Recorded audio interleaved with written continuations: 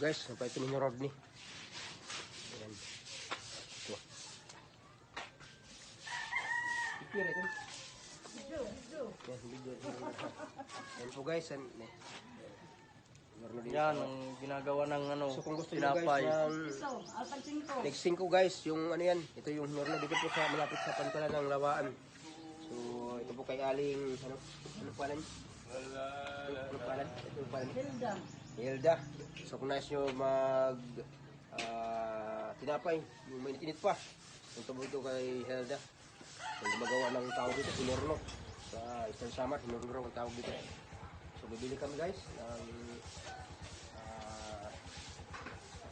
50. Punta po ang nabili namin.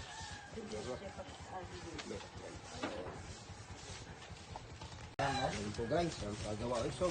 Talagang mainit na mainit. Ayan po si Ma'am Hilda. Ito po ang kanyang paggawa. So may apoy sa taas. Tapos yung mga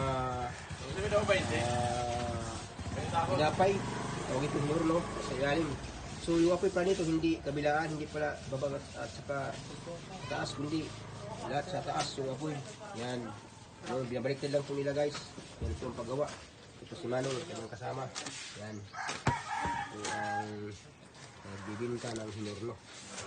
Magang umaga. Masarap kasi mainit. So talagang fresh na fresh. Malasak natin. Yan nga po sa init. Dito po ito sa Lawaan. Yan. Lawaan, sama dito malapit sa pantalan. Patungo na po kami. So salamat po. Salamat. Ayan, okay. Salamat. Ayan.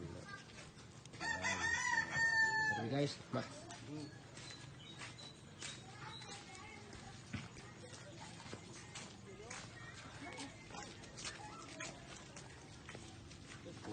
Guys.